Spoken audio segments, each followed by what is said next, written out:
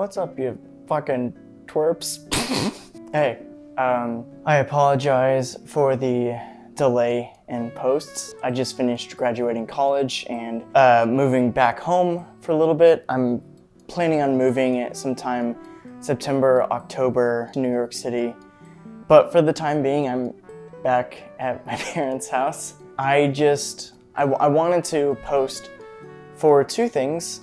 I wanted to start out by saying that it is, to this day, officially 1 year since I began filming for Cardboard Island. And 1 year later,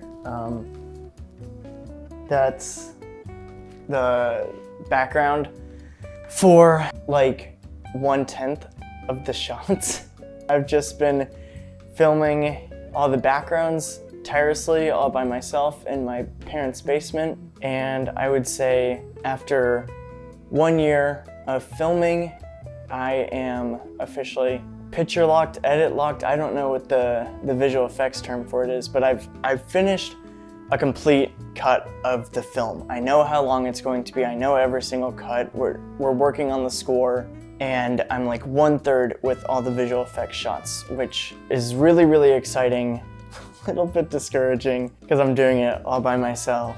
But it's just such a big project, and I don't have any money to hire a visual effects person, and I don't know anyone sane enough to want to do visual effects for the project, so I am doing it all by myself. I'm sure every single one of my friends watching this film knows me and knows that I am like obsessed with this artist named Joel Haver. He has been a huge inspiration on my life as a human being and my life as an artist. And I've been watching him since I was in high school and progressed into college. I watched him throughout college. Honestly, I don't know where I'd be as an artist without watching him grow as his own kind of artist. This year, he came out with something. He was going to film 12 films in 12 months, which is insane. I wish that I could do that. I've only filmed 10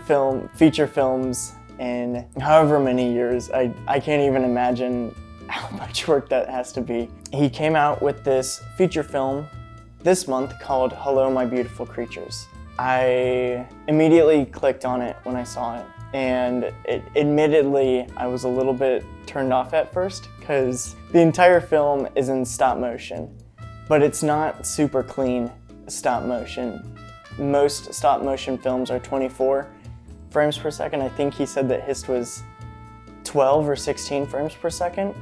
So it's a little bit choppy. So it took me out of it at first, but then the more that I watched it, the more invested I got into it. I looked past that the characters, their feet had paste and putty on it. Sometimes they had strings on them. I was able to look past all that, and by the end of the movie, I had to like rewatch the last 10 minutes because it was some of the most profound cinema I've ever seen, which is crazy because if you've seen the movie, it's a really, really silly thing that you're looking at with such a deeper meaning, and it was just one of the most beautiful things I've ever seen. I thought that it was fucking phenomenal.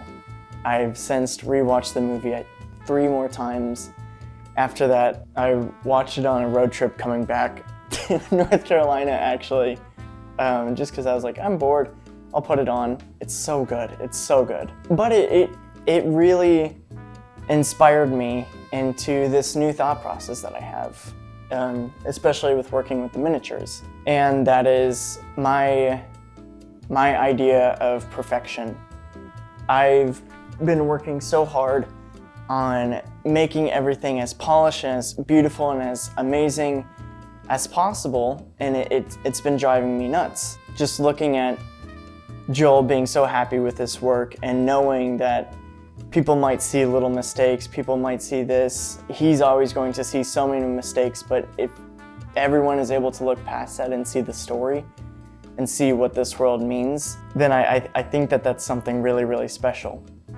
And it's eased my mind a little bit because I try not to think of myself too much of a perfectionist, but I think everyone has that feeling of perfectionism and I need this to be the most beautiful thing ever. And I found myself getting into that mindset of I need this to be beautiful, I need this to be the most amazing thing ever, because if I'm not doing that, then what's the point of making this movie? And then I started thinking, well, then why am I making this movie? And it took me some time to sit away from this project to realize that when I wrote the script, it made me so happy thinking, this is the movie that if I were to see this in a movie theater, it would be the movie that I wish that I had made.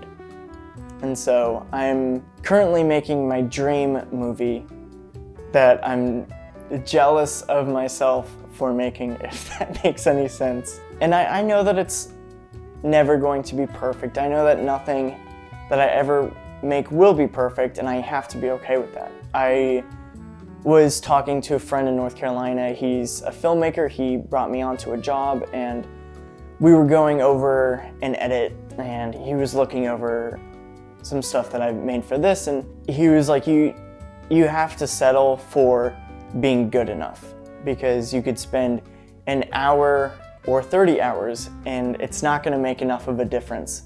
So you have to settle for, well, what's good enough, and what can trick the audience to saying, oh, this is good enough, I can buy this. And so that's been something that I've had to really work hard to get into that mindset. And luckily, it's made me a lot more proud and a lot more excited with what I've been doing, because I'm not spending 19 hours on one angle saying, oh, well, this isn't quite angled quite right. The highlights matching his face aren't the exact same highlights on a cardboard tree. And it's not exactly perfect, but I can always fix it in coloring. It's just getting to the next step and saying, okay, what's good enough? Joel Haver, I don't know if you're ever going to watch this video. I just want to say thank you so much for helping me, and I know so many other artists out there figure out what is good enough for them and help them be able to be proud of themselves, because Lord knows filmmaking is a daunting task, and it's a huge step, and I applaud anyone who's able to get a camera or get their phone and make something and edit something and then work on it and then try to show it off to the world. That's huge. And so watching this person make all these things and tell beautiful stories, and also say, I was able to do this on a $100 budget, but you can do it for free, and able to produce content that I've been inspired by, try to hone into my own form of storytelling and be such a driving force into who I am as an artist. Being able to do all that and show it off to the world, I'm just very, very thankful that there are people like that out there. I love storytelling. I don't care if Jacob Boatsman is famous, but I would love for my work to be recognized, because I think that it could touch a lot of people. I don't know if showing my face needs to be the way to touch audiences or get them to watch my movies, or if there's another way. All that I know is that I love creating films, and I'm never going to stop making films. And even though I have such a long road ahead of me, I will never give up, because I can never give up.